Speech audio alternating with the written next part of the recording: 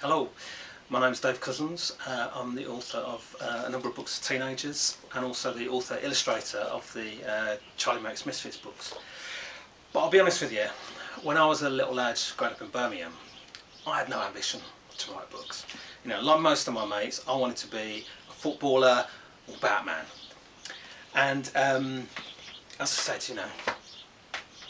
when I was a lad, I was obsessed with football. If I wasn't down the park playing footy with my mates, I'd be in my bedroom drawing footballers or trying to find books about football, just any way to just get some more football into my life.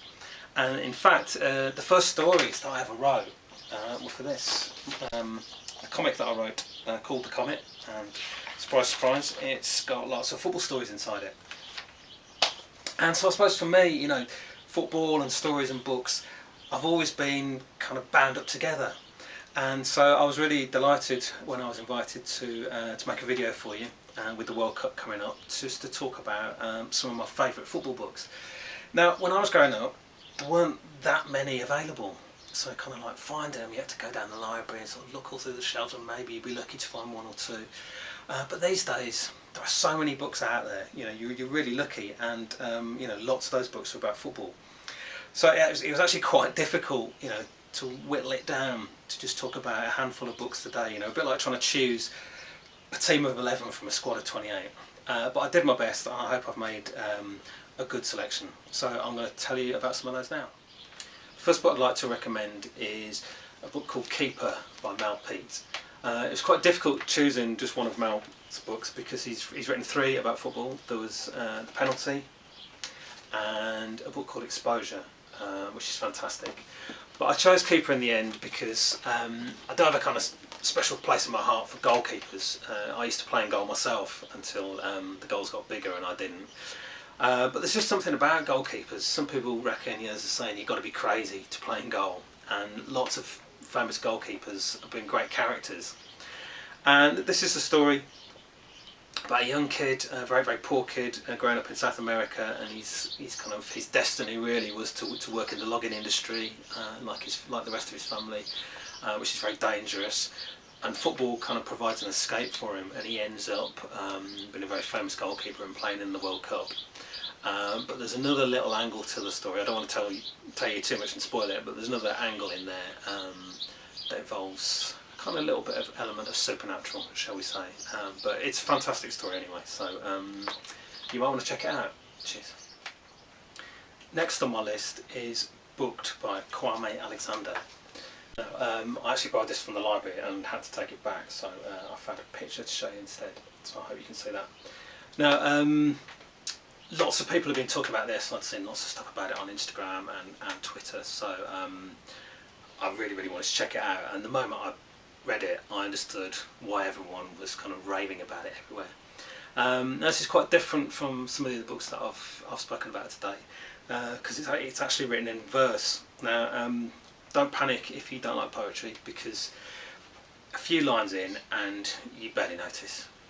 You get so caught up in the characters and the story that the action just takes you. Now, I do actually like poetry. I love the economy of language, the way that a few carefully chosen words can really kind of capture the essence of a moment, and it's also very funny. I do like funny books, and this one actually made me laugh out loud. Normally takes me quite a long time to read a book, but I flashed through this and I really enjoyed it, and I can see why everyone's been talking and raving about it, so check it out, see what you think. Tom Palmer is another author that was very difficult to just choose one book from, and if you like sports stories, then do check out Tom's other books. He's written loads of books about football and rugby. He's a huge sports fan, really nice guy, and a fantastic writer. The one of his that I've chosen, because I had to just pick one, is this one. It's called Over the Line, and it's set during the First World War. It's based on a true story about the Footballers' Battalion. Now, it follows a young lad, Jack, who at the beginning of the book is just starting his career. He plays his first professional game for Huddersfield Town, but war's already broken out, and he and a number of his teammates join up to join the army in Gulf to fight in France. So the army kind of form a battalion made up of footballers. So he ends up, one minute he's on the football pitch with these people, the next they're in France fighting in the trenches together. But it's a fantastic book, and very sad story at times, and it really kind of brings home what it must have been like. And you think, these lads were sort of 18, 19, and it stresses that he was on the verge of his dream, and people saying he could play for England, and then he has to go off and fight for England instead. But really good book, well worth it. Next book I'd like to talk to you about is from the Girls FC series by Helena Pilachati. Again, this is one that I got from the library. Now Helena, a bit like Tom really, if you like football books, then it's well worth looking at the stuff that Helena does. She's done lots and lots of books about football, and this one I really enjoyed. It's called What's Ukrainian for Football, and the main character is a girl called Nika. She's moved to England from the Ukraine, and joining an under-11 team, PARS, kind of helps her start to make friends and settle in and feel at home in a new country.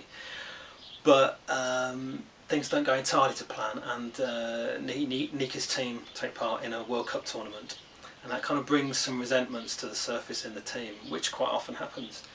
And what I really enjoyed about this one was that the author uses a story from the past, and the girls kind of use that to make sense of the troubles that they're going through in their current lives. And I mean, that's one of the things about history, we kind of learn from mistakes, and we can use things that have happened to other people to kind of help us deal with the problems that we face now. And I'd say it was great, it worked really well. It's really interesting, just kind of learning this story from the past, but also Helena manages to tell what's quite a difficult story, but in a way that's really accessible and really heartfelt, and it's really good, really made you think.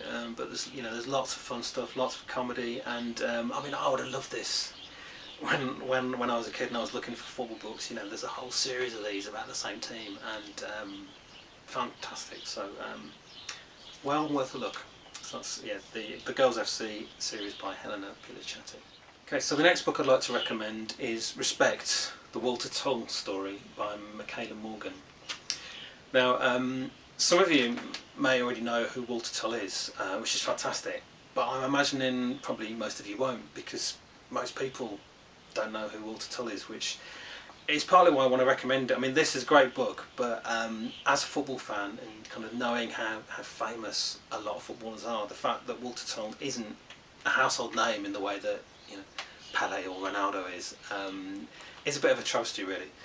And Walter Tull, unfortunately, became a professional footballer just before the First World War. So he has, I suppose, in some ways, the kind of dubious honour of being the first black professional footballer, but also the first black officer in the British Army.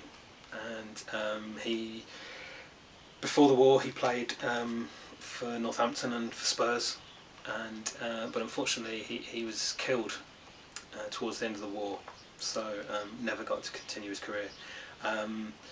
Fantastic story again, a kind of lad who came up from nothing. He and his brother were orphans, very poor background, and it was through his sheer skill and determination and courage and dignity, of course, to get to be the first black footballer, the first black officer in the army. He had to put up with a lot of prejudice, a lot of abuse, but all the accounts of him say that how he dealt with that with, as I say, some real dignity. So important guy. My next book is a non-fiction. It's called My Father and Other Working Class Football Heroes, and it's by a man called Gary Imlach. Gary Imlach's dad, Stuart, was a professional footballer, and a lot of it is about him and his career. He played for Nottingham Forest, was an FA Cup winner with them, and went on to play in the 1958 World Cup with Scotland. And it's kind of I think this is a book that almost every football fan should read, because it kind of takes you back to a time before the Premier League, before players were on six-figure salaries, and players used to go to matches on the bus with the fans, and most of them had to have a second job just to make ends meet. For instance, when Stuart Imlach plays for Scotland in the World Cup, the players actually had to buy their own shirts. Yeah, imagine that happening now. But it was a time when it was about the football. It wasn't about sponsorship deals and money and TV. It was about the love of playing football. And that's one of the things that kind of comes out of this, which is it makes it such an enjoyable book to read, I think. And then it kind of traces the period of adjustment where admittedly not all things were great for footballers. A lot of them almost felt like slaves. They could be sold at any time to a club and they had no say in it. It was before agents or anything came in, and so there was a necessity for change. But unfortunately, you could argue that things have changed too far in the other direction. But a really, really interesting book, and just, as I say, kind of oozes the love of football. So yeah, check it out. And finally, I suppose I should tell you about this book. It feels a bit strange kind of recommending one of my own books, but this is a video about football books that I think are good. So as I did write this one, hopefully it's good. I must admit I've never had so much fun working on a book as I did writing and illustrating this. I remember sitting at home thinking, oh, can this really be my job? To be sitting there writing and drawing a story about football. So, and this is the first story in the Charlie Merrick's Misfits series, and it's written and narrated by 11-year-old Charlie in a kind of diary format, and there's loads and loads of pictures and little bits of comic strips and some real football facts and all sorts of stuff in there. I'm not going to tell you anything more about it, because I always think actually the best way to decide whether you want to read a book or not is to just start reading it, and if the story grabs you, then carry on, and if it doesn't, put it down and pick up another one and try that instead. So I'm going to read you the beginning, and hopefully you might want to carry on reading to find out what happens. So, football. It's all I ever think about. I dream about it when I'm asleep. At school, I'm always getting told off for doodling kits and formations. My art teacher says I've got real talent. I just need to widen my subject matter. So I draw all the away kits to go with the home ones. She wasn't impressed. I wish my real talent was football. I can always see the pass, or when to make a run into space. The problem comes when I get the ball. That's when my feet need to take over. The trouble is, they're not quite as good at football as my brain. This is my first season as captain of North Star Galaxy under-12s. All our best players left to join another club, so it's just the subs and the people nobody else wanted in the team now. My best mate Sam calls us Charlie Merrick's Misfits, which is about right, really. I'm going to tell you everything that happens, the truth, however painful that might be. I don't know how it's going to end. By the time I finish writing and you finish reading, we'll both know. Okay, so thanks very much for watching the video. I hope you've enjoyed it. I hope it's given you a whole list of books that you might go and check out. If you do, I really hope you enjoy reading some of them, and also enjoy the World Cup. Okay, cheers for now.